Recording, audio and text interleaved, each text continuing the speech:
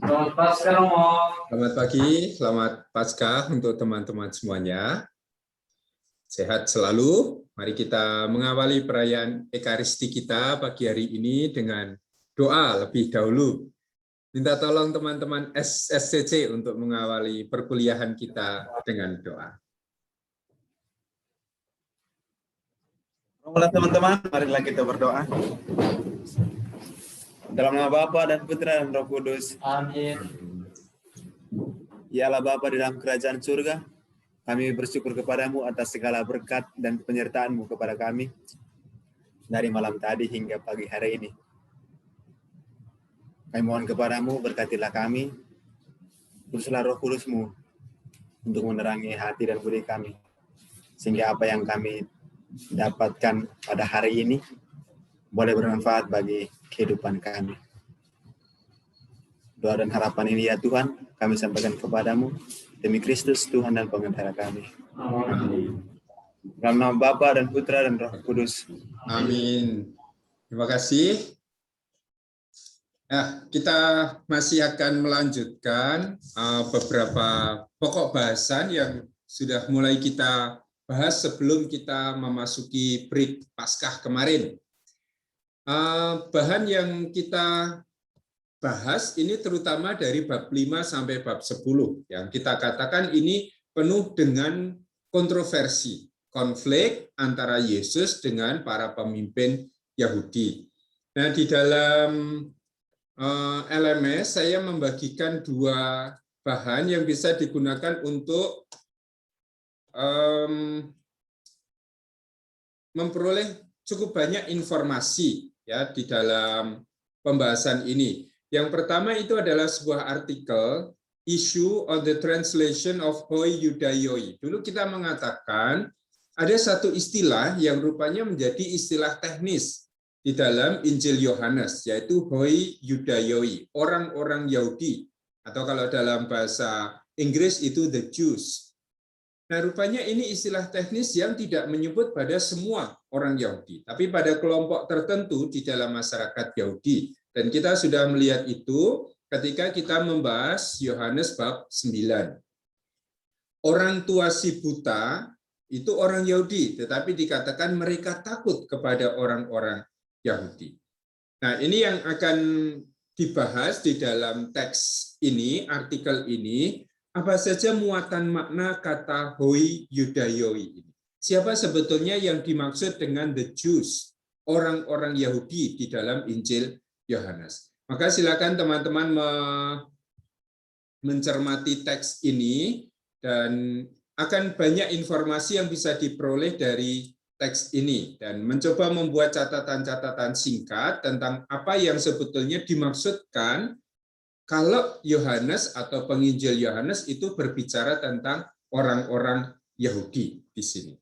Ya, ini yang pertama yang bisa kita buat, lalu kita bisa mencari sumber-sumber yang lain. Artikel itu cukup banyak tentang yang membahas tentang orang-orang Yahudi di dalam Injil Yohanes. Terutama karena memang tema konflik Yesus dengan orang-orang Yahudi ini menjadi tema yang sangat sentral di dalam seluruh Injil Yohanes, terutama dari bab 5 sampai bab katakanlah bab 10 atau sampai bab 12 lah. Ya, ketika pertengkaran atau konflik Yesus melawan orang Yahudi itu sampai berpuncak pada keputusan untuk menyalibkan Yesus. Lalu PPT, bahan yang saya sampaikan di situ adalah bahan yang akan kita bahas pada kesempatan pagi hari ini. Ya, ini dua bahan yang bisa dipergunakan selama 1 minggu ini untuk memperoleh beberapa informasi yang kita butuhkan untuk pokok bahasan ini. Nah, saya akan mulai dengan PowerPoint yang sudah saya sampaikan di situ di dalam LMS. Yang saya beri judul Perdebatan dengan Orang-orang Yahudi. Sekali lagi harus kita pahami, juga nanti kalau membaca artikel yang tadi saya sampaikan, bahwa orang Yahudi di sini adalah suatu istilah teknis. Istilah teknis untuk menyebut siapa? Untuk menyebut mereka yang ada di dalam status kepemimpinan Yahudi. Sehingga orang-orang Yahudi ini siapa? Pemimpin Yahudi. Nah, pemimpin Yahudi pada masa jemaat Yohanes hidup itu siapa? Ya, para pemimpin Yahudi pada zaman Yohanes, artinya pada zaman jemaat Yohanes hidup tahun 100-an, yang paling kuat itu adalah orang-orang Farisi. Ya, mohon dibedakan pemimpin Yahudi pada zaman Yesus hidup dengan para pemimpin Yahudi pada zaman Yohanes hidup, atau penginjil Yohanes atau jemaat Yohanes.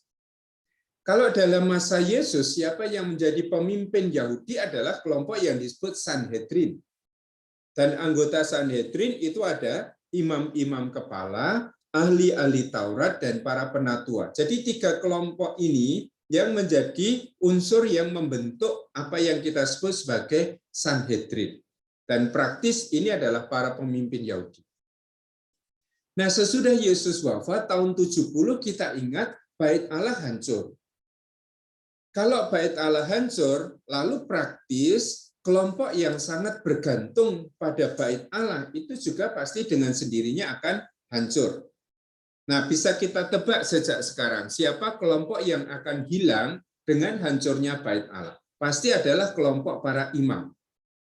Ya, karena para imam itu kan tugasnya melayani peribadatan di Bait Allah. Ketika Bait Allahnya hancur, maka fungsi atau peran imam itu semakin lama juga semakin hilang. Tidak ada lagi tempat peribadatan yang membutuhkan kehadiran seorang imam yang harus mempersembahkan kurban. Karena dalam tradisi Yahudi, kurban dilaksanakan di Bait Allah Yerusalem. Nah, ketika Bait Allah Yerusalem hancur, kelompok para imam ini semakin lama itu semakin hilang. Sementara yang masih bertahan dengan kuat sekarang adalah kelompok Farisi. Ya, peribadatan yang semula terkonsentrasi di Bait Allah Yerusalem sekarang menyebar ke tempat-tempat peribadatan mereka yang disebut sebagai sinagoga. Sin itu bersama-sama, agein itu datang. Maka sinagoga itu adalah tempat orang datang bersama-sama, tempat orang berkumpul, bersekutu. Nah, apa yang dibuat di sinagoga ini adalah ibadat sabda, bukan lagi ibadat-ibadat kurban. Ini sudah mulai sebetulnya sejak pembuangan di Babilonia. Ya, ketika orang tidak mungkin lagi pergi ke Yerusalem, tetapi orang harus beribadat di tanah Babilonia.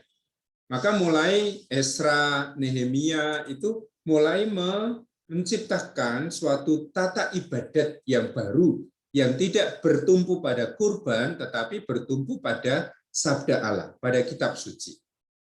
Nah, siapa orang yang paling memperkembangkan tradisi ini adalah kelompok Farisi. Ya, orang-orang awam yang secara khusus itu mempelajari kitab suci, menafsirkan kitab suci, dan berusaha untuk membangun seluruh tata hidup mereka itu berdasar kitab suci. Nah, kelompok inilah yang nanti akan berbenturan dengan Yesus. Ya, atau kelompok inilah yang nanti pasti akan paling kuat berbenturan dengan jemaat Yohanes. Sehingga bisa kita bayangkan ketika Yesus masih hidup, 3 kelompok di dalam kepemimpinan Yahudi masih kuat. Imam-imam kepala, para penatua, dan ahli-ahli Taurat. Tetapi 70 tahun kemudian, ketika jemaat Yohanes itu hidup, tahun 100-an, kelompok yang masih pegang peran penting dalam kepemimpinan Yahudi itu hanya kelompok Farisi. Ya, jadi ini yang paling kuat. Maka kalau nanti di dalam Injil Yohanes, orang-orang Yahudi diganti dengan orang Farisi, itu akan sering kita temukan. Semula subjeknya adalah orang-orang Yahudi, tetapi kemudian subjeknya menjadi orang-orang Farisi. Atau di kesempatan lain subjeknya menjadi ahli-ahli Taurat. Karena ahli Taurat ini sebagian besar berasal dari kelompok Farisi. Maka sekarang kita mulai memahami kalau kita mengatakan perdebatan dengan orang-orang Yahudi, siapa yang sebetulnya akan masuk dalam perdebatan dengan Yesus adalah terutama orang-orang Farisi. Dan kelompok khusus dari orang Farisi ini adalah ahli Taurat. yaitu orang-orang yang memang punya keahlian dalam membaca, dalam menafsirkan, juga dalam mengajarkan Taurat. Nah, konflik antara Yesus dengan orang-orang Yahudi juga akan bersumber pada Taurat dan pada tradisi nenek moyang. Karena orang-orang Farisi ini punya dua pegangan. Pegangan yang pertama adalah Taurat. Ini semua orang Yahudi berpegang pada Taurat. Tetapi juga yang kedua, orang-orang Farisi ini berpegang pada yang namanya tradisi nenek moyang atau adat istiadat nenek moyang. Apa yang belum jelas di dalam Taurat akan dijelaskan dalam tradisi nenek moyang. Nah, di bab 5 kita sudah melihat itu. Ya, Tauratnya hanya mengatakan hormatilah hari Sabat. Bagaimana wujud hormat terhadap hari Sabat? Ini adalah dengan tidak bekerja. Hanya seperti itu Tauratnya. Tetapi kan orang berpikir, ada sekian banyak pekerjaan yang harus dilakukan. Mana yang boleh, mana yang tidak boleh.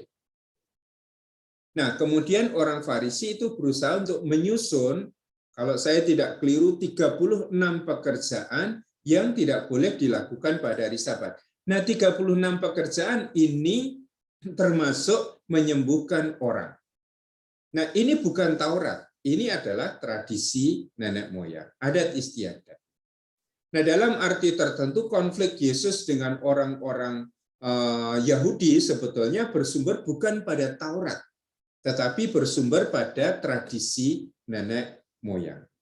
Ya, itu nanti akan banyak kita temukan ketika kita mempelajari Injil sinoptik. Itu akan sangat banyak muncul ya konflik Yesus dengan orang-orang Farisi karena alasan ketaatan pada tradisi nenek moyang.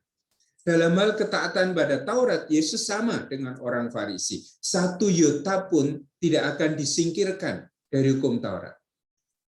Tetapi dalam hal ketaatan pada tradisi nenek moyang, adat istiadat, Yesus berbeda dengan orang Farisi. Orang Farisi berpegang pada adat istiadat, tradisi nenek moyang, Yesus tidak.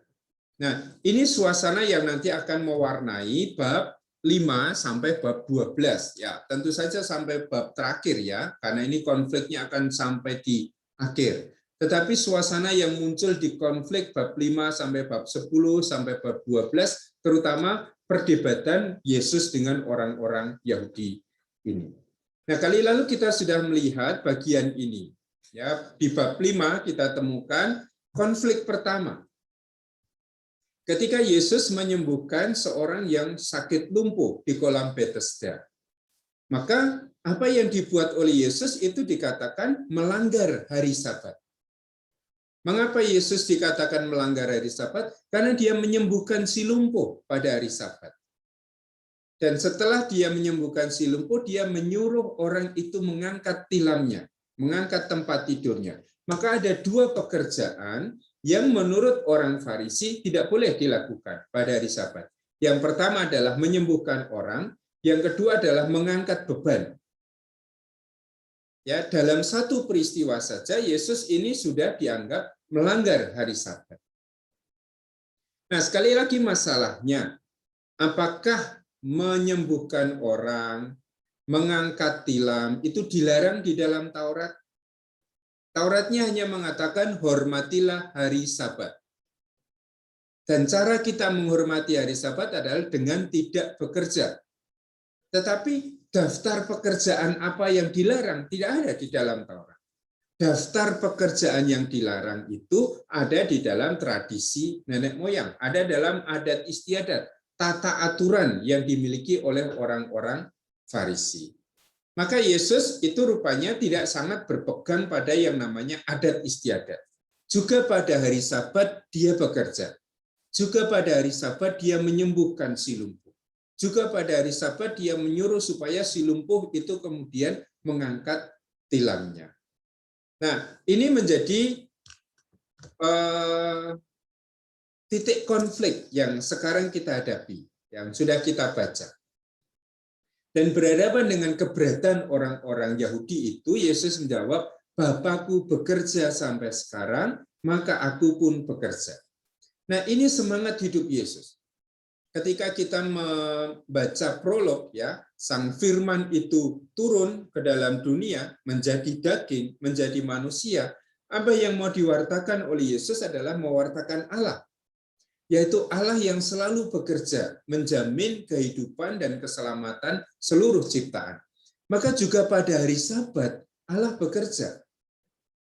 Dan inilah yang nanti akan dijadikan dasar oleh Yesus. Mengapa dia menyembuhkan orang pada hari Sabat. Bapakku bekerja sampai sekarang ini, maka aku pun bekerja. Kalau nanti kalian mempelajari tema tentang pekerjaan, ergon, ya, erga di dalam bahasa Yunani, lalu ini menjadi tema kunci di dalam Injil Yohanes. Seluruh kehadiran Yesus di dunia ini adalah untuk melakukan pekerjaan Bapa. Dan hanya dengan melakukan pekerjaan Bapa, orang bisa mengenali siapa sebetulnya Yesus. Ya, hari-hari ini di dalam bacaan-bacaan misa harian, kita sedang membaca kisah tentang Nikodemus yang bercakap-cakap dengan Yesus tentang dilahirkan kembali. Dan kali lalu kita sudah mengatakan, Nikodemus itu melihat pekerjaan-pekerjaan Yesus. Melihat tanda-tanda yang dilakukan oleh Yesus. Dan dari melihat pekerjaan Yesus, Nikodemus sampai pada suatu kesimpulan. Guru, kami tahu bahwa engkau adalah guru yang diutus oleh Allah. Sehingga pekerjaan yang dilakukan oleh Yesus itu memberi identitas pada Yesus. Siapa sebetulnya Yesus? Oh, Yesus ini guru, karena Yesus mengajar. Tetapi bukan sembarang guru, guru yang datang dari Allah. Atau guru yang diutus oleh Allah. Dan ini selalu akan dihayati oleh Yesus. Seluruh kehidupannya, kehadirannya, itu adalah kehadiran untuk melakukan pekerjaan Bapa. Nah, dia mempunyai, saya tertutup ini. Dia mempunyai kata-kata ini. Ya, ketika bertemu dengan wanita Samaria, dan wanita Samaria itu sudah pulang ke kotanya, kemudian para murid itu datang mengajak Yesus untuk makan. Dan ketika diajak makan oleh para murid, Yesus mengatakan, aku mempunyai makanan yang tidak kalian kenal. Makananku ialah melaksanakan kehendak Bapa dan menyelesaikan pekerjaan Dia yang mengutus aku. Kesimpulannya apa? Bagi Yesus, melakukan pekerjaan Bapa itu adalah makanan saya. Saya hidup dari melakukan pekerjaan Bapa. Ya, seperti saya hidup dari nasi yang saya santap, dari daging yang saya makan. Yesus mengatakan, saya hidup dari pekerjaan Bapa yang saya laksanakan. Sehingga seperti kita selalu makan supaya kita hidup, Yesus juga selalu melakukan pekerjaan Bapa supaya dia hidup. Ini menjadi makanan dia, dan tidak akan pernah ditinggalkan oleh Yesus. Baru pada saat terakhir dia akan mengatakan, sudah selesai, di tiang salib. Artinya apa? Semua pekerjaan Bapa itu sudah dia lakukan. Bahwa dia mau mengasihi murid-muridnya sampai akhir tanpa batas, sudah dilakukan.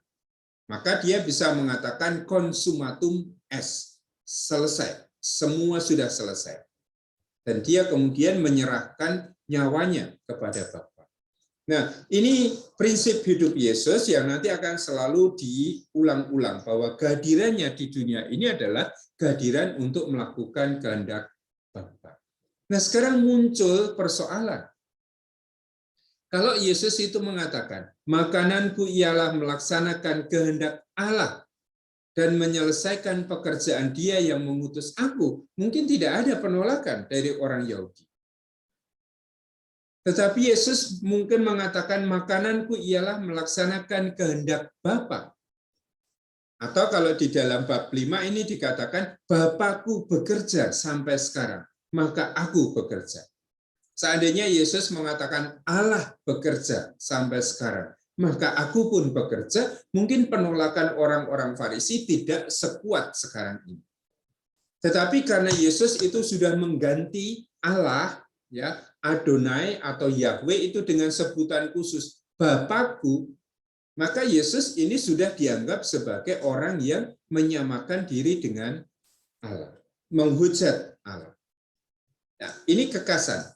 Ya, orang Yahudi itu semua menganggap dirinya itu anak Allah sebagai satu kelompok bangsa. Ya, orang Israel itu adalah atau bangsa Israel itu adalah anak Allah. Sebagai satu kesatuan bangsa, mereka menyebut Allah itu sebagai Bapa. Tetapi sebagai pribadi, jarang mereka menyebut Allah itu sebagai Bapa. Maka sebutannya adalah Bapa kami, tidak pernah Bapakku. Nah, apa yang dibuat oleh Yesus di sini? Bapakku bekerja. Maka Allah itu adalah Bapakku. Nah, karena inilah kemudian Yesus itu dituduh sudah menghujat Allah. Maka dikatakan di sana, sebab itu orang-orang Yahudi lebih berusaha lagi untuk membunuhnya. Bukan saja karena ia meniadakan hari Sabat, tetapi juga karena ia mengatakan bahwa Allah adalah Bapanya dan dengan demikian menyamakan diri dengan Allah. Nah, menyamakan diri dengan Allah inilah yang disebut sebagai menghujat. Dan kita tahu dalam tradisi Yahudi yang namanya hujat terhadap Allah itu mendatangkan kematian, hukum mati. Nah, satu hal yang dilihat di sini, Yesus itu dianggap meniadakan hari Sabat.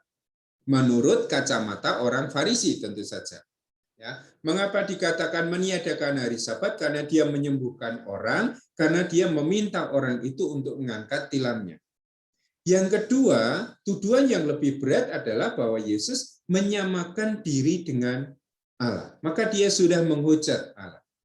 Nah, saya harap ini ditangkap sejak awal. Ya, tuduhan bahwa Yesus sudah menghujat Allah ini akan dibawa terus dalam perjalanan kisah itu sampai akhir. Orang Yahudi akan selalu menuduh bahwa Yesus itu sudah menghujat Allah. Sampai nanti ketika mereka menghadapkan Yesus pada Pontius Pilatus, tuduhan utama mereka pada akhirnya adalah ini, bahwa Yesus ini sudah menghujat Allah. Nah, ini bagian yang sudah kita lihat sebelum Paskah kali lalu. Maka kita kembali pada pembahasan tentang pekerjaan. Ya, apa yang dilakukan oleh Yesus di dunia ini adalah melakukan pekerjaan Bapa. Di situ dikatakan, sesungguhnya anak tidak dapat mengerjakan sesuatu dari dirinya sendiri jikalau ia tidak melihat Bapa mengerjakannya. Sebab apa yang dikerjakan Bapa, itu juga yang dikerjakan Allah. Ini adalah prinsip kesatuan. Anak, Yesus, tidak mungkin dipisahkan dari Bapanya. Ya, Yesus hanya mempunyai kuasa, Yesus hanya punya kekuatan untuk mengajar, untuk melakukan mujizat, karena dia bersatu dengan Bapanya. Terpisah dari Bapa, anak tidak bisa melakukan apa-apa. Dan ini tema yang sangat penting di dalam Injil Yohanes tentang kesatuan antara anak dengan Bapa. Ya, setiap kali Yesus berbicara tentang dirinya, siapakah dirinya, dia akan selalu mengatakan, aku ini utusan Bapa. Ya, kehadirannya adalah kehadiran sebagai seorang utusan, dan seorang utusan dalam tradisi Yahudi tidak punya wibawa, tidak punya wewenang, tidak punya kuasa apapun kalau dia terpisah dari yang mengutusnya. Maka Yesus juga selalu mengembalikan semuanya itu kepada Bapanya. Pekerjaannya dikembalikan kepada Bapa. Apa yang dikerjakan oleh Yesus adalah apa yang juga dikerjakan oleh Bapa. Maka anak tidak dapat mengerjakan sesuatu dari dirinya sendiri jikalau ia tidak melihat Bapa mengerjakannya. Apa yang dikerjakan Bapa, itulah yang dikerjakan anak. Termasuk kalau pada hari Sabat, Bapa itu menjamin keselamatan seluruh ciptaannya, maka pada hari Sabat, anak juga akan menjamin keselamatan.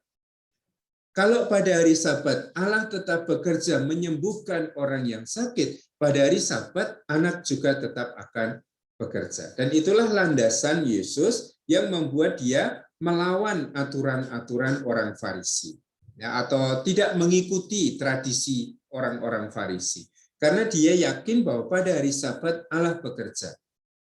Dan karena kehadiran dia adalah kehadiran untuk melakukan pekerjaan Allah, maka juga pada hari Sabat Yesus tetap bekerja. Terpisah dari Bapa, anak tidak dapat berbuat apa-apa.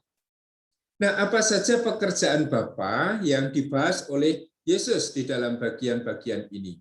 Ya, Bapa itu membangkitkan orang mati, maka anak juga diberi kuasa untuk membangkitkan orang mati. Bapa itu menghakimi, maka anak juga diberi kuasa untuk menghakimi. Bapa itu memberi hidup kekal, maka juga anak itu diberi kuasa untuk memberi hidup kekal. Ya, di dalam Injil pagi tadi, supaya orang yang percaya kepada Dia memperoleh hidup yang kekal. Nah, ini juga menjadi tujuan dari Injil Yohanes. Injil Yohanes juga ditulis supaya semua orang percaya kepada Yesus, bahwa Yesus adalah Mesias anak Allah, dan supaya dengan percaya mereka memperoleh hidup yang kekal. Nah, ini pekerjaan-pekerjaan Bapa yang dilakukan oleh Yesus. Dan Yesus mempraktekkan pekerjaan itu, melakukan pekerjaan itu entah dengan mengajar, dengan bersabda, atau dengan melakukan mukjizat. Dan semua sabda Yesus, semua mukjizat Yesus tidak bertujuan supaya orang datang hanya kepada Dia. Tidak hanya supaya orang mengagumi Yesus, ya, supaya orang menganggap Yesus itu sebagai orang yang hebat. Tetapi semua pekerjaan Yesus dilakukan supaya orang mengenal Bapa, supaya orang sampai kepada Bapa. Ya, tujuan Yesus datang ke dunia ini kan untuk mewahyukan Bapa, untuk memberi gnosis, pengetahuan, pengenalan tentang siapa Bapa. Maka Yesus tidak bertujuan untuk menarik orang pada dirinya sendiri, tetapi membawa orang kepada Bapa.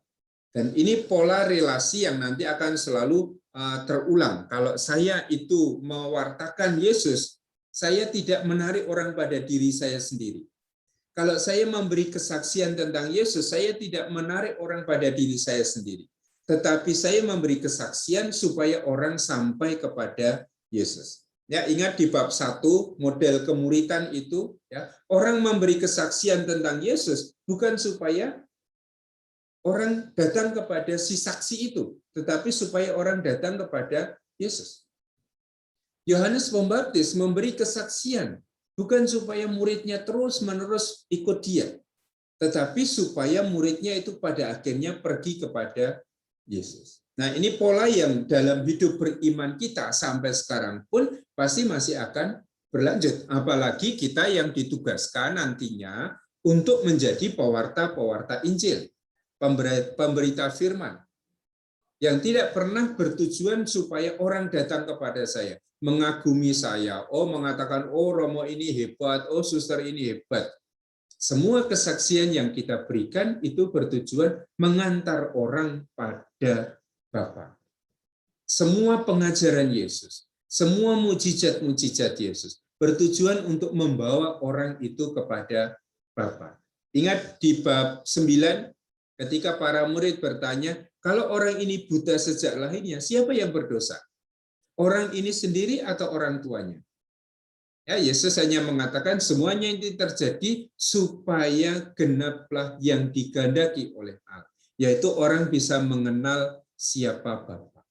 Nah, ini tujuan utama Yesus. Kalau Yesus menghakimi, kalau Yesus membangkitkan orang mati, kalau Yesus memberi kehidupan kekal, kalau Yesus menyembuhkan orang, tujuannya adalah supaya orang-orang ini mengenal Allah, mengenal Bapa.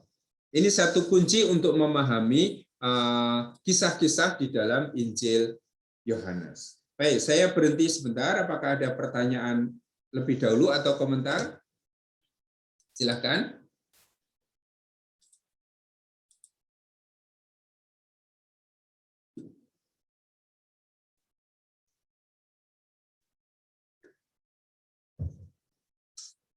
Tidak ada? Baik, saya lanjutkan.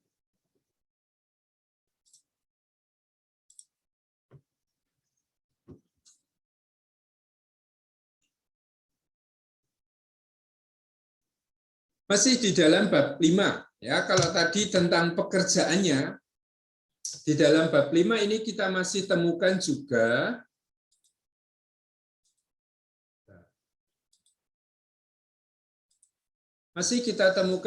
kesaksian Yesus tentang dirinya. Ini sampai nanti di bab 7, ya, ada sisipan bab 6 itu ketika Yesus menggandakan roti. Tetapi bab 5 sampai bab 8 ini isinya adalah kesaksian Yesus tentang dirinya. orang menuduh Yesus, kamu bersaksi tentang dirimu sendiri.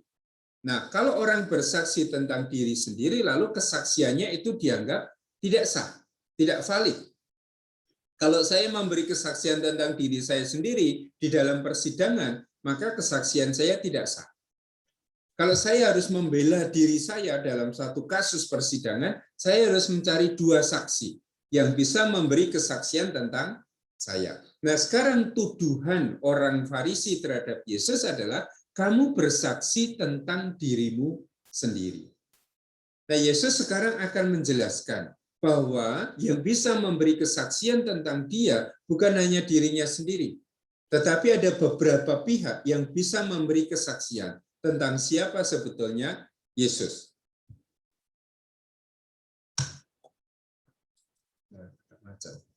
Ya, Yesus menjawab tuduhan mereka. Kalau aku bersaksi tentang diriku sendiri, kesaksianku itu tidak benar.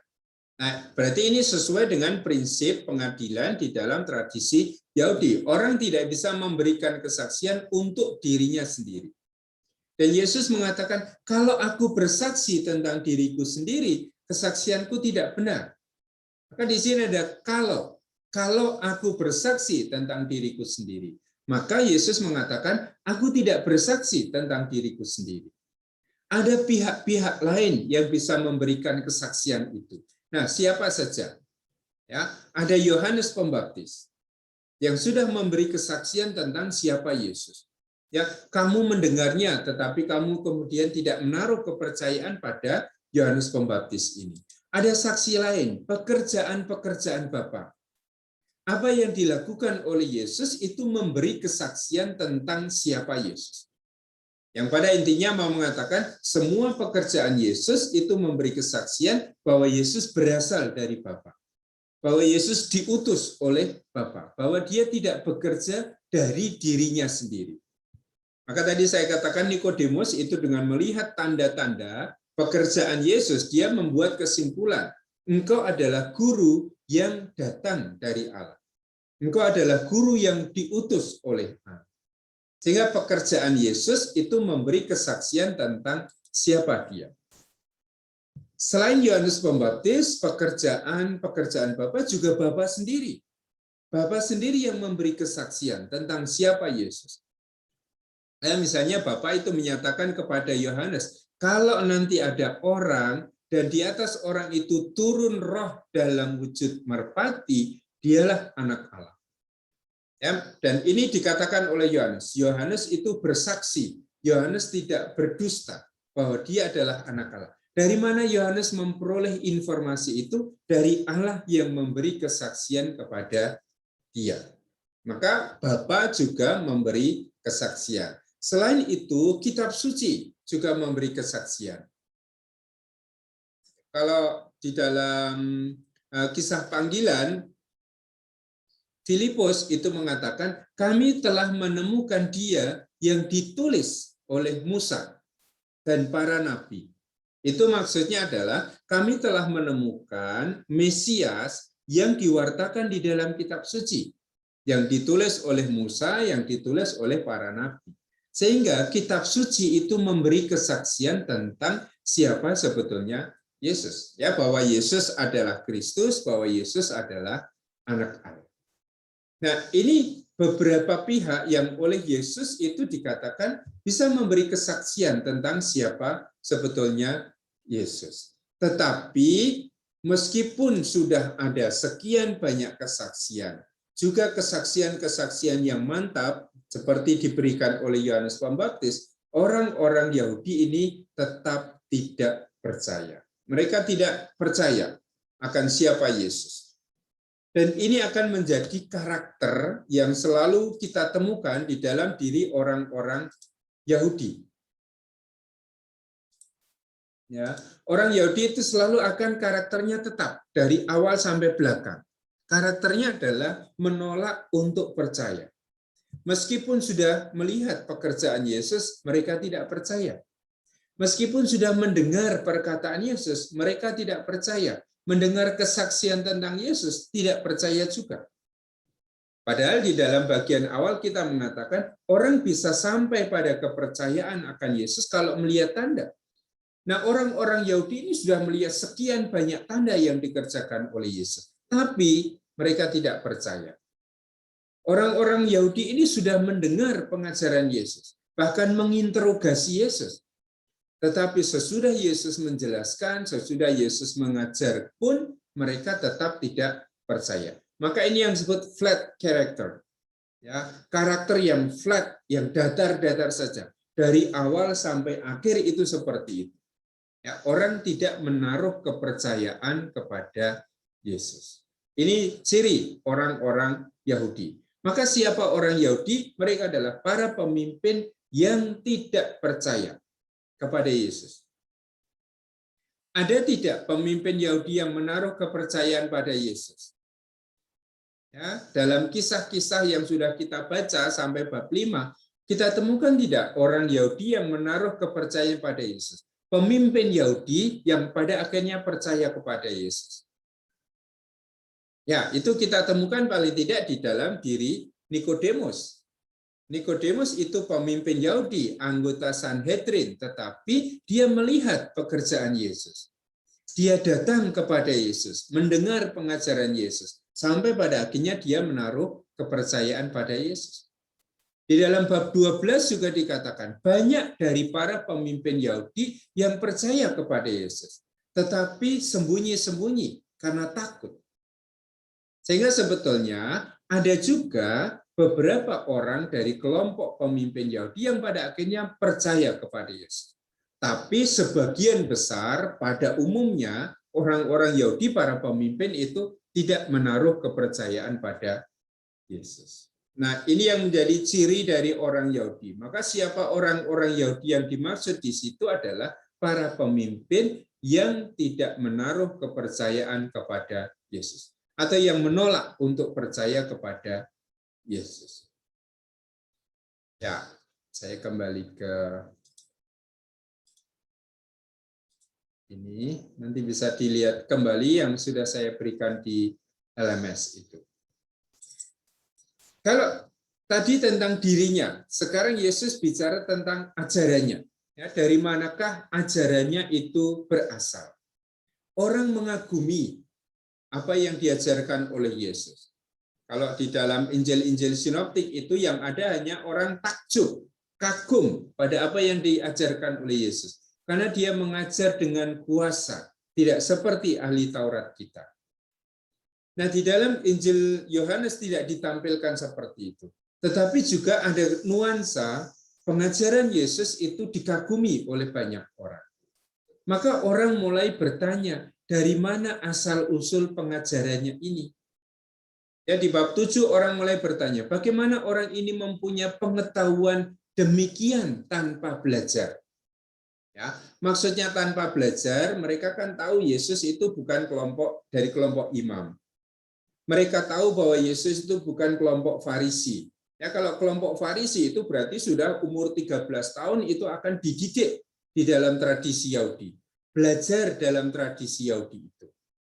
Ini yang dimaksud dengan tanpa belajar. Artinya, Yesus tidak masuk dalam suatu kelompok tertentu dalam masyarakat Yahudi yang terdidik. Tetapi semua orang Yahudi dari kelompok apapun itu selalu diwajibkan untuk mempelajari Taurat. Ya, mulai usia 13 tahun, semua laki-laki Yahudi itu harus mempelajari Taurat. Tapi kalau orang Farisi itu seolah-olah punya seminari, punya skolastik, lalu kemudian belajar Taurat di situ. Sementara Yesus tidak. Maka orang bertanya, bagaimana orang ini mempunyai pengetahuan demikian tanpa belajar? Ingat ya, kalau misalnya orang seperti Saulus atau seperti Paulus, sebagai seorang Farisi, dia datang kepada Gamaliel, belajar pada Gamaliel, dididik di bawah bimbingan Gamaliel. Yesus tidak mempunyai pengalaman itu. Maka kalau sekarang dia menjadi guru yang pengajarannya itu diakui, penuh kuasa dikatakan seperti itu, lalu orang bertanya, dari mana dia memperoleh pengetahuan seperti itu? Nah, atas pertanyaan seperti ini, lalu Yesus memberi jawaban. Ajaranku tidak berasal dari diriku sendiri, tapi dari Dia yang mengutus aku. Kalau soal pekerjaan, Yesus mengembalikan kepada Bapa. Apa yang kukerjakan ini adalah apa yang dikerjakan Bapa. Juga soal ajaran.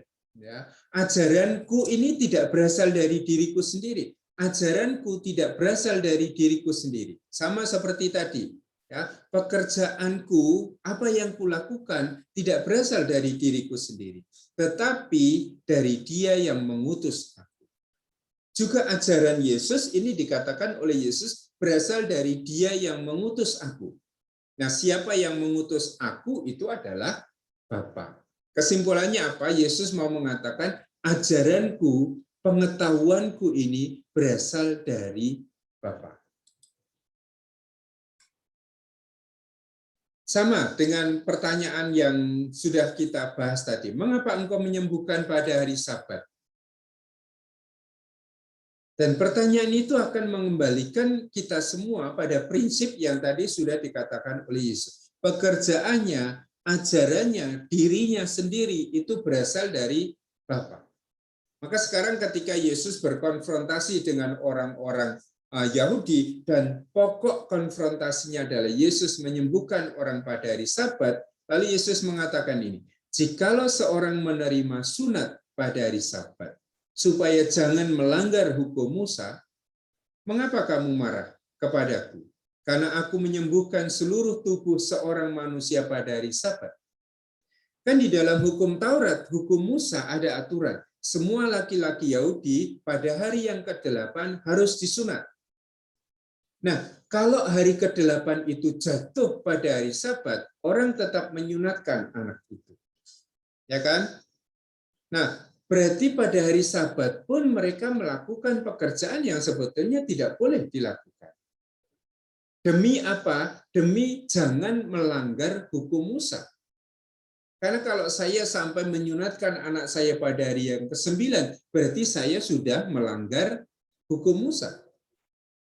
Nah, kalau demi mentaati hukum Musa saja, orang boleh menyunat anak, mengapa kamu marah kepadaku? Karena aku menyembuhkan seluruh tubuh seseorang manusia dari Sabat. Kalau alasannya adalah supaya tidak melanggar hukum Musa pun diizinkan, mengapa saya sekarang mau menyembuhkan seluruh tubuh orang ini pada hari Sabat dan kamu menyalahkan saya? Ya, Yesus berpikir tentang kesembuhan secara utuh. Yang disembuhkan ini adalah seorang yang lumpuh. Dan kelumpuhan itu adalah melumpuhkan seluruh tubuh. Kalau saya berbuat baik pada hari Sabat, mengapa kamu protes?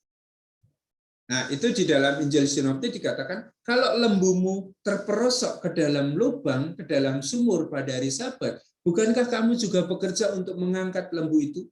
Padahal mengangkat beban itu tidak boleh. Bekerja keras menarik lembu dari lubang itu tidak boleh. Tetapi demi menyelamatkan lembu, kamu melakukan pekerjaan itu. Nah, Yesus mau mengatakan, kalau saya demi orang yang sakit lumpuh itu, saya mau menyembuhkan dia, memulihkan dia, ya, menyembuhkan seluruh tubuh seorang manusia, juga pada hari Sabat, mengapa kamu marah kepadaku? Nah, kalau Yesus mengatakan, Bapakku bekerja pada hari Sabat, maka aku juga bekerja. Karena apa? Pekerjaanku berasal dari Bapa. Apa yang kukerjakan ini adalah apa yang juga dikerjakan oleh Bapa. Nah, ini model yang selalu dikatakan oleh Yesus nanti dalam satu perdebatan. Kalau tadi tentang pengajarannya, sekarang tentang asal-usulnya. Nanti kalian bisa membaca sendiri secara lengkap bab 7 dan bab 8 ini yang ada di situ. Nah, oh ya, ada pertanyaan?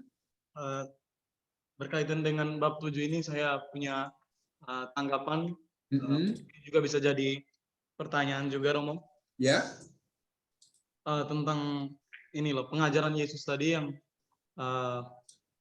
yang dijelaskan di slide tadi, bahwa ini kan Yesus tidak orang yang bisa orang Farisi itu kan mereka punya latar belakang pendidikan seperti itu, Romo, yang seperti Romo menjelaskan tadi bahwa Iya. ketika mereka umur 18 tahun itu mereka sudah mendapat pengajaran secara khusus di Bait Allah misalnya.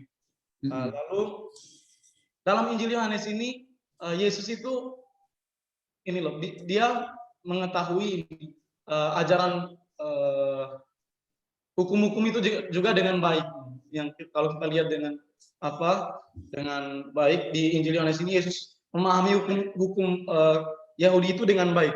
Lalu dalam Injil Yohanes itu latar belakang kehidupan Yesus yang masih anak-anak, remaja itu dia tidak dijelaskan, langsung dijelaskan hidup karya Yesus yang sudah mulai berkarya. Saksian Yohanes kalau umur mungkin sudah 30-an. Yesus di Injil Yohanes itu Yesus langsung menjelaskan Yesus yang sudah umur 30-an.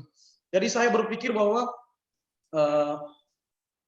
dengan Injil Yohanes menjelaskan Yesus yang umur langsung 30-an langsung berkarya, sebenarnya ini menurut saya ketika Yesus berumur 18, 19 itu yang tidak dijelaskan itu Yesus mungkin mengikuti pelajaran juga mungkin, Bro. Mengikuti pelajaran di sinagoga dia mendapat. Karena apa? Karena dia bisa memahami hukum-hukum itu dengan baik.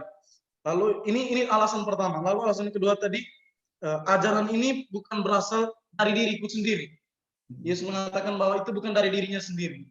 Ini saya juga bisa menangkap bahwa Yesus itu mendapat pengetahuan itu dari orang lain yang mengajar dia. Misalnya guru-gurunya ketika mengajar dia di sinagoga seperti itu. Itu tanggapan saya, mungkin bisa tanggapan balas dari Romo tentang hal ini. Iya, itu betul. Ya, orang Yahudi semuanya ini pasti mempelajari Taurat. Itu kewajiban. Ya, kalau di dalam tradisi Yahudi berarti umur 13 tahun seorang laki-laki Yahudi itu wajib mempelajari Taurat. Ya, sekarang kita bayangkanlah teman-teman kita yang Muslim, anak-anak itu setiap sore atau setiap malam itu akan ke masjid lalu mengaji, ya kan, membaca Al-Quran itu. Dan ini juga yang dilakukan oleh orang Yahudi.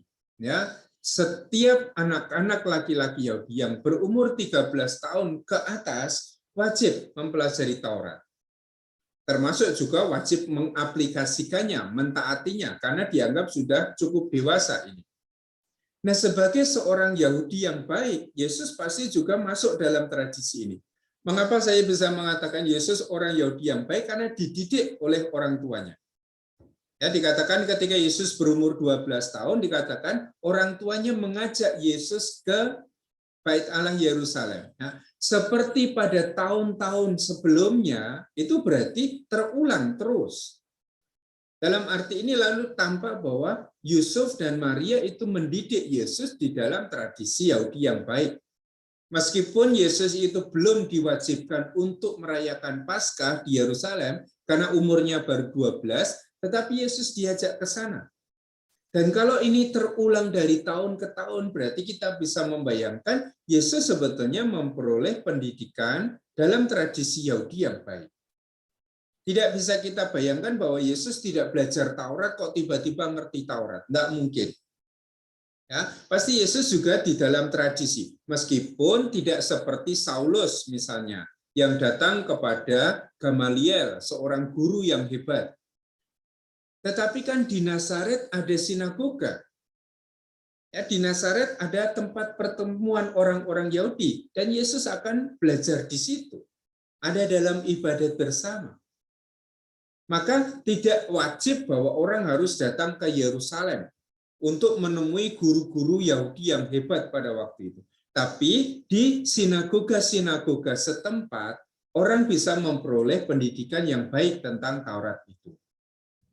Atau orang datang kepada orang Farisi. Ya, guru-guru pada zaman itu adalah orang-orang Farisi. Maka di Nazaret pun orang bisa menemukan pendidikan yang baik. Nah, ini yang dialami oleh Yesus. Maka tidak bisa membayangkan bahwa Yesus tahu betul tentang Taurat tanpa belajar. Kita akan mengatakan, oh Yesus tahu tentang Taurat karena dia adalah Allah, karena dia adalah Tuhan. Tapi ini kan konsep kita. Tempatkan itu dalam sejarah hidup Yesus. Ya, bahwa Yesus tahu tentang Taurat pasti karena dia belajar. Pasti karena dia mendalami. Yesus bisa mengatakan, oh di dalam Taurat dikatakan seperti ini, seperti ini, seperti ini. Tapi aku berkata kepadamu. Yesus mengajarkan sesuatu yang lain dari apa yang dikatakan Taurat. Bukan untuk melemahkan Taurat, tetapi untuk meningkatkan tuntutan yang ada di dalam Taurat. Sehingga yang tadi kamu katakan, Yesus itu dididik di dalam tradisi Yahudi juga, dan itu memang yang terjadi. Hanya memang penginjil Yohanes tidak menaruh perhatian besar pada masa-masa ini. Sama sebetulnya dengan Markus. Markus tidak pernah pusing-pusing dengan masa awal hidup Yesus. Paulus juga tidak pernah itu berpusing-pusing ria dengan masa awal hidup Yesus.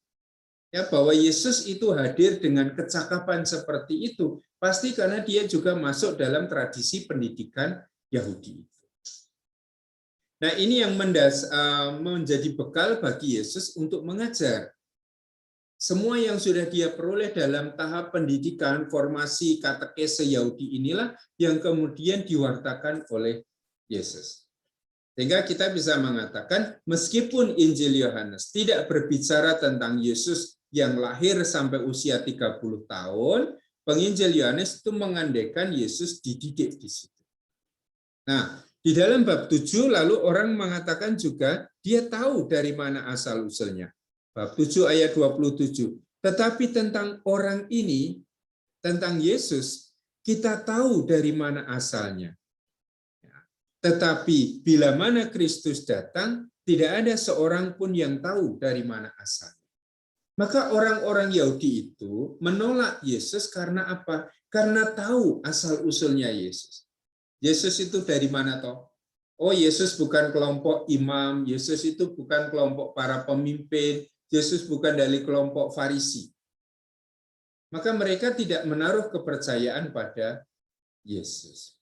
Nah, yang bisa kita simpulkan adalah tadi, meskipun Injil Yohanes ini tidak menampilkan cerita Yesus yang lahir sampai Yesus yang berumur 30 tahun, kita bisa mengandaikan dari informasi-informasi sinoptik, Injil-Injil sinoptik, bahwa dalam proses masa muda Yesus ini pun, Yesus mengalami formasi katekese dalam tradisi Yahudi.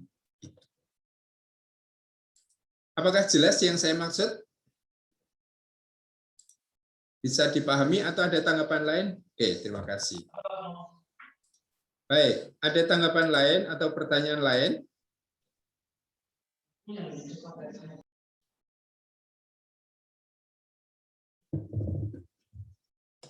Oke, saya lanjutkan. Sekarang tentang asal-usul yang tadi berkaitan dengan pemahaman orang tentang siapa Yesus. Yesus sudah melakukan banyak tanda. Yesus sudah mengajar. Dan pengajaran Yesus ini dilihat ini sesuatu yang luar biasa. Maka membuat kekaguman dalam diri banyak orang.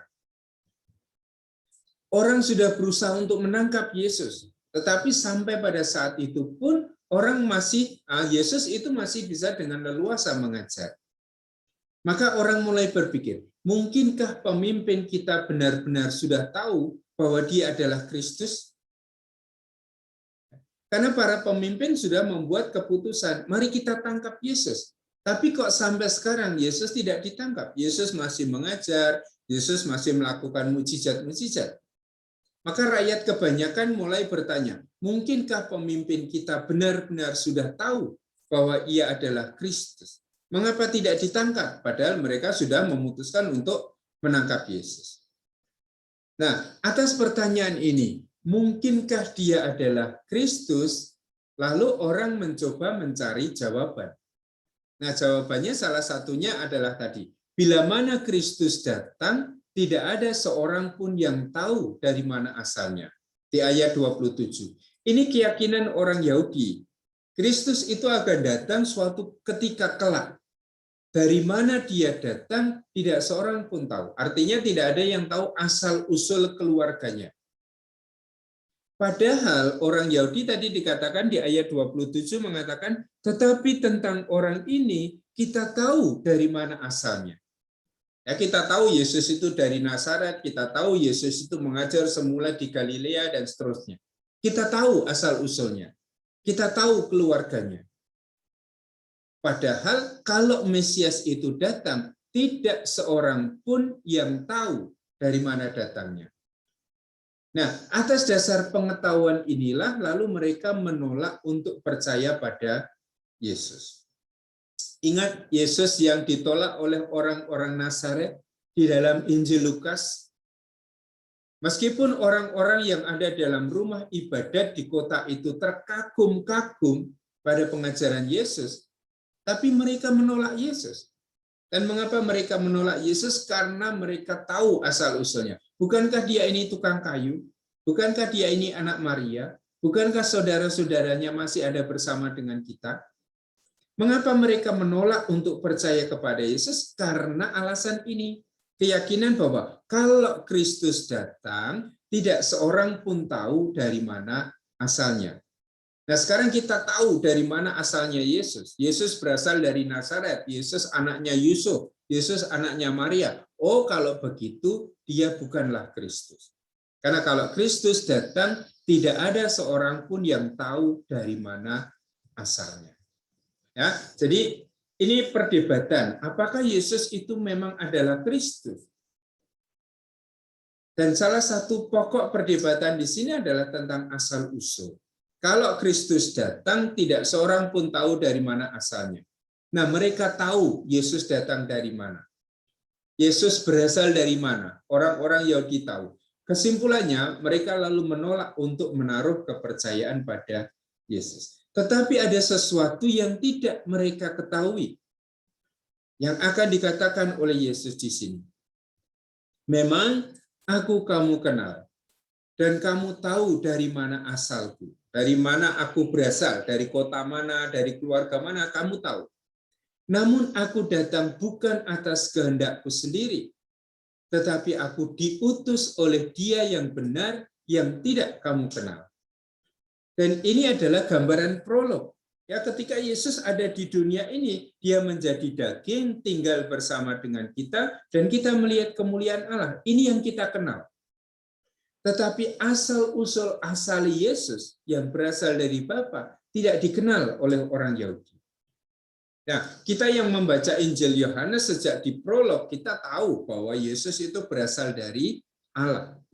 Tetapi orang-orang Yahudi ini tidak tahu. Mereka hanya tahu bahwa Yesus ini anaknya Yusuf, anaknya Maria, saudara-saudaranya ada bersama dengan kita. Tetapi asal-usul Yesus yang berasal dari Allah tidak mereka ketahui.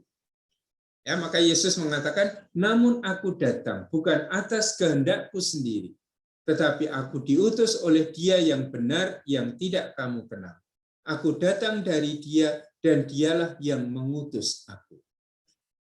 Ya, Yesus itu berasal dari siapa? Dari Allah. Yesus itu tidak berasal dari Yusuf dan Maria, tetapi Dia berasal dari Allah karena dari semula Dia bersama-sama dengan Allah. Nanti ketika dihadapkan pada Pilatus dan Yesus diam saja, Yesus mengatakan, aku dari atas, kamu dari bawah. Kerajaanku bukan dari dunia ini.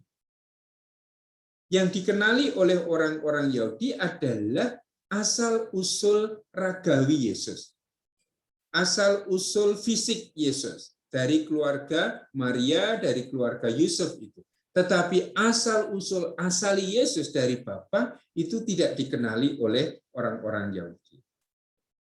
Nah, maka kalau mereka memperhitungkan, kita mengenal dari mana Dia berasal, berarti hanya mengenal Yesus atau Sang Sabda yang sudah berinkarnasi, menjadi daging ini.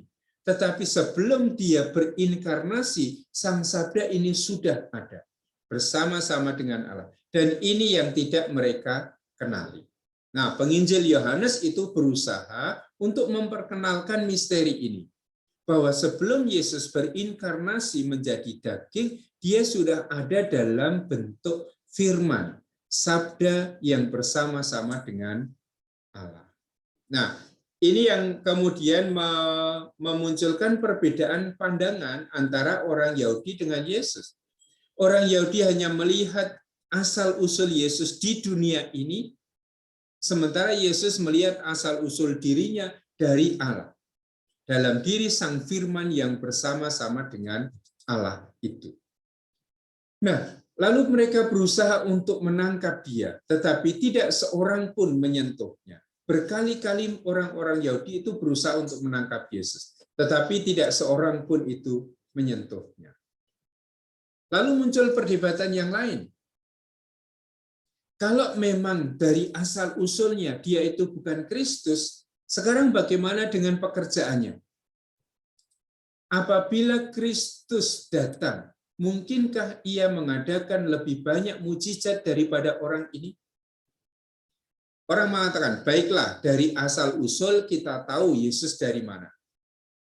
Berarti kalau hanya memperhitungkan asal-usulnya, kita tidak percaya bahwa Yesus adalah Mesias. Tapi dia melakukan sekian banyak mujizat. Dan kalau memang Mesias yang sejati itu datang, mungkinkah ia mengadakan lebih banyak mujizat daripada yang dibuat oleh Yesus ini? Kalau Yesus bukan Mesias, akan datang Mesias yang sejati. Apakah Sang Mesias yang sejati itu akan mengadakan lebih banyak mujizat daripada yang dikerjakan oleh Yesus? Nah, orang mulai berdebat ini tentang Yesus. Apakah Yesus itu adalah Mesias, atau di dalam pertanyaan awal tadi, mungkinkah para pemimpin benar-benar tahu? Mungkinkah pemimpin kita benar-benar sudah tahu bahwa ia adalah Kristus? Dan ini pokok perdebatannya. Dia ini Kristus atau tidak, toh? Ada orang yang mengatakan, oh tidak, dia bukan Kristus karena kita tahu asal-usulnya. Lalu orang mengajukan soal lain, tapi kalau dia bukan Kristus, apakah nanti kalau Kristus itu datang bisa melakukan lebih banyak mujizat daripada yang dikerjakan oleh Yesus ini?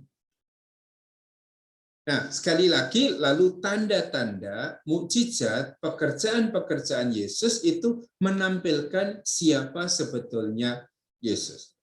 Nah, pekerjaan Yesus itu tidak hanya menampilkan dirinya sendiri, tetapi menampilkan asal-usulnya. Siapakah dia? Dia yang datang dari Allah, diutus oleh Allah untuk menyatakan Allah ini kepada dunia. Dan cara yang ditempuh oleh Yesus untuk memperkenalkan Allah kepada dunia adalah dengan mengajar, adalah dengan melakukan tanda-tanda atau mukjizat itu.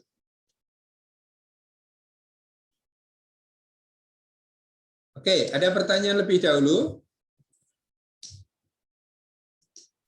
Baik, ini yang bisa dilihat nanti di bab 5 sampai bab 8 paling tidak. Kalau kita membaca, ini konfliknya akan berpusat pada siapa sebetulnya Yesus. Ajarannya dari mana, pekerjaannya dari siapa, kemudian asal-usulnya dari mana. Dan ini berkaitan dengan keyakinan. Sebetulnya siapa toh Yesus ini? Orang-orang yang mendengarkan Yesus, melihat mujizat-mujizat Yesus, mengalami kehadiran Yesus, tinggal di dalam Yesus, percaya kepada Yesus.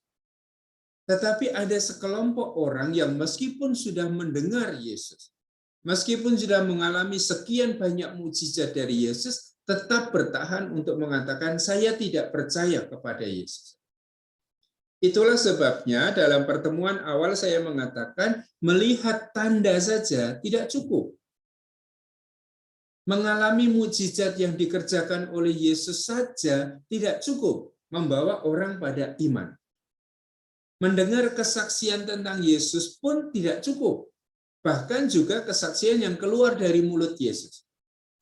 Maka Injil Yohanes masih menggambarkan selain tanda, selain kesaksian, ada proses lain dalam proses beriman, yaitu tinggal bersama dengan Yesus. Ini tidak dialami oleh orang Yahudi. Mereka mendengar pengajaran Yesus, mereka mengalami tanda-tanda Yesus, tetapi mereka tidak mau tinggal bersama dengan Yesus. Akibatnya apa? Mereka tidak sampai pada iman, pada kepercayaan akan Yesus. Berbeda dengan contoh-contoh yang disebutkan Nikodemus misalnya, melihat pekerjaan Yesus. Dengan melihat pekerjaan Yesus, dia mulai menyimpulkan, engkau adalah guru yang diutus oleh Allah. Dan karena punya kesimpulan itu, dia datang kepada Yesus, bercakap-cakap dengan Yesus. Artinya tinggal bersama dengan Yesus, sampai pada akhirnya dia menaruh iman, kepercayaan. Sementara orang Yahudi, meskipun sudah mendengarkan Yesus, melihat banyak tanda yang dikerjakan oleh Yesus, mereka tidak mau tinggal bersama dengan Yesus, sehingga mereka juga tidak sampai pada kepercayaan. Nah, ini juga salah satu hal yang menjadi penting kemarin di dalam peristiwa Paskah. Ketika Yesus menampakkan diri kepada ke-11 murid, dan dikatakan Thomas tidak ada bersama dengan mereka. Dan ketika diberitahu bahwa kami telah melihat Tuhan, Thomas mengatakan, sebelum aku memasukkan jariku pada bekas lukanya, sebelum aku memasukkan tanganku pada lambungnya, aku tidak akan percaya. Sehingga Thomas masih membutuhkan bukti-bukti fisik untuk sampai pada kepercayaan. Dan ditegur oleh Yesus. Ya, kamu itu baru percaya karena melihat aku maka kamu percaya. Berbahagialah orang yang tidak melihat namun percaya.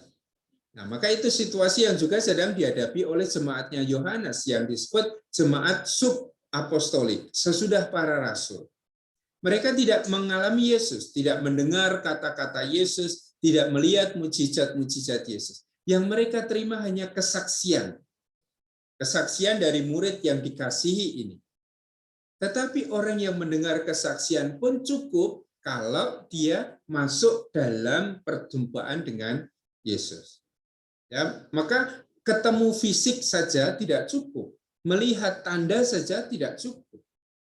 Tetapi orang yang tidak bertemu secara fisik dengan Yesus, tetapi kemudian mau tinggal bersama dengan Yesus, dia sampai juga pada iman. Sementara orang yang mengalami perjumpaan fisik dengan Yesus dan tidak mau tinggal bersama dengan Yesus, maka dia tidak akan pernah sampai pada iman.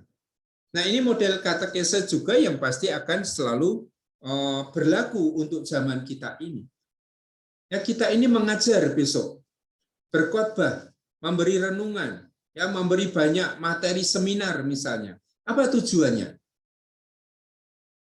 Apakah tujuannya supaya saya semakin dikenal, saya semakin dikagumi, ataukah tujuannya supaya mereka peserta-peserta itu semakin mempunyai banyak pengetahuan tentang Yesus? Ataukah sebetulnya tujuan utamanya adalah mengantar orang pada Yesus? Dan kalau di dalam tradisi Gereja Katolik, seluruh bentuk katekese, formasi iman, tujuannya tidak hanya tujuan intelektual, supaya mereka tahu lebih banyak, tetapi supaya orang-orang masuk dalam perjumpaan dengan Yesus. Ya, nanti baca Evangelii Gaudium, baca Katekese Tradenda, itu temanya akan selalu di situ. Kita yang sekarang mempelajari Injil Yohanes, mempelajari surat-surat Paulus, mempelajari kitab suci, dan harus mewartakannya, tujuan akhirnya adalah supaya membawa orang, para pendengar kita ini pada Yesus. Dan itu juga yang dibuat oleh penulis Injil Yohanes. Semuanya ini sudah dicatat supaya kamu percaya bahwa Yesus adalah Mesias Anak Allah. Dan supaya dengan percaya kamu memperoleh hidup yang kekal. Nah, ini motif di dalam Injil Yohanes yang selalu masih bisa kita dalami di dalam hidup iman kita sekarang ini. Bahwa orang yang sudah sampai kepada Yesus tidak bisa diam saja, tetapi harus memberikan kesaksian. Kesaksian ini didengar oleh orang lain, bisa diabaikan. Nah, kalau orang mengabaikan kesaksian, maka orang tidak akan sampai pada Kristus. Tapi kalau kita memberikan kesaksian, orang menerima kesaksian kita dan bergulat berproses dalam perjumpaan dengan Yesus, dia pada akhirnya akan sampai pada iman. Dan dia yang sudah sampai pada iman tidak bisa diam saja, tetapi masih juga harus memberikan kesaksian iman, supaya semakin banyak orang sampai kepada Yesus. Baik, ada pertanyaan atau tanggapan? Ada Romo. Ya, silakan. Ini pertanyaan informasi saja Romo. Mungkin Romo bisa jelaskan apa perbedaan konsep Kristus dalam Injil Yohanes itu berbeda dengan apakah konsep Kristus dalam Injil Yohanes itu berbeda atau sama dengan konsep Kristus yang ada dalam Injil Sinoptik, Rom? Kalau paham dasarnya tidak, ya paham dasarnya tidak. Tapi kita harus tahu nanti kalau kita mempelajari kristologi di kelas berapa? Kelas 3 atau kelas 4 ya? Kelas 3. Tingkat 3, kita akan mengerti bahwa yang namanya paham kristologi itu tidak hanya satu. Di dalam tradisi Yahudi yang namanya Kristus itu tidak hanya dipahami satu. Memang yang paham umumnya Kristus itu adalah anak Daud, raja yang akan membebaskan orang Yahudi, bangsa Israel itu dari penjajahan, itu memang konsep umumnya. Dan ini dimiliki baik oleh penginjil-penginjil sinoptik maupun penginjil Yohanes. Ya, maka sebetulnya paham tentang Kristus di dalam Injil sinoptik dan di dalam Injil Yohanes itu tidak berbeda atau tidak sangat jauh berbeda. Pasti ada tekanan-tekanan tertentu. Ya, karena sama-sama di Injil sinoptik pun tekanannya sudah berbeda. Siapa Kristus di dalam Injil Yohanes? Dia adalah Raja Israel. Dan ini tema yang terus-menerus berulang. Maka di mana Yesus ditampilkan oleh penginjil Yohanes sebagai raja orang Yahudi, raja Israel, adalah ketika dia disalibkan. Jadi paham yang dimiliki adalah Yesus itu raja. Kristus itu adalah raja. Sementara kalau kita membaca Injil Markus misalnya, Yesus itu siapa? Atau Kristus itu siapa? Kristus itu ya raja orang Yahudi itu. Tetapi Kristus adalah raja orang Yahudi yang tidak jaya, tidak luhur, tidak mulia karena kekayaan, karena kemenangan, karena kuasa. Tetapi dia adalah raja orang Yahudi, Mesias karena menanggung penderitaan. Maka temanya Markus nanti adalah Yesus sang Mesias yang menderita. Ini kan berbeda. Bahwa Yesus atau Kristus itu adalah raja sama-sama dimiliki oleh Injil Sinoptik maupun Injil Yohanes. Tapi Markus akan menampilkan Kristus yang menderita. Sementara Yohanes akan menampilkan Yesus itu adalah Kristus yang jaya. Ini lihat itu apa gambarnya Suster Yose itu salib seperti itu.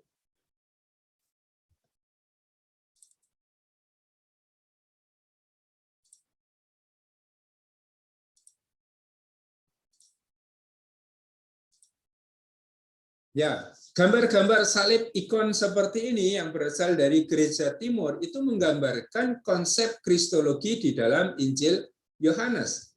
Salibnya dibuat sedemikian bagus.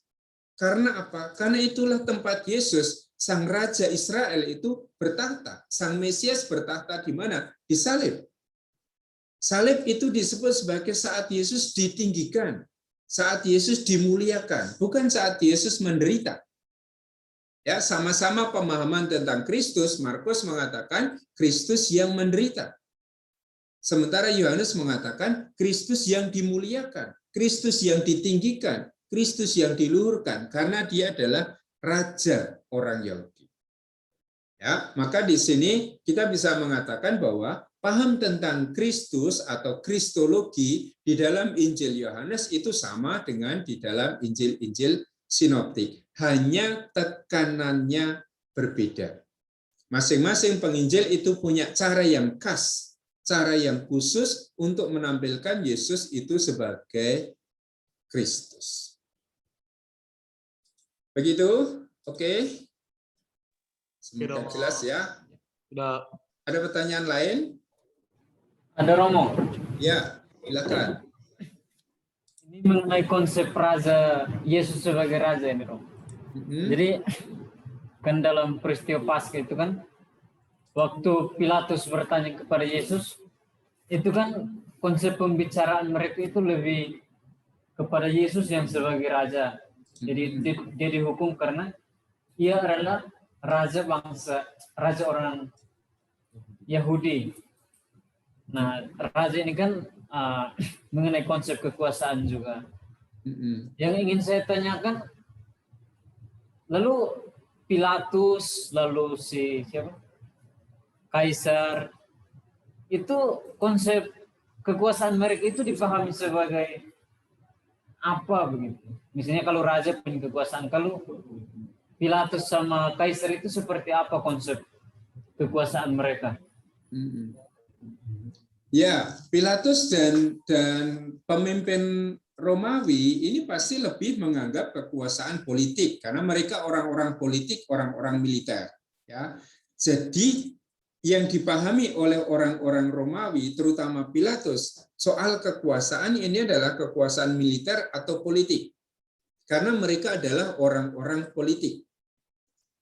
Termasuk nanti ketika Pilatus harus mengadili Yesus, dan yang harus diadili adalah kasus religius, Pilatus mengatakan, ambillah dia, adililah sendiri menurut hukummu.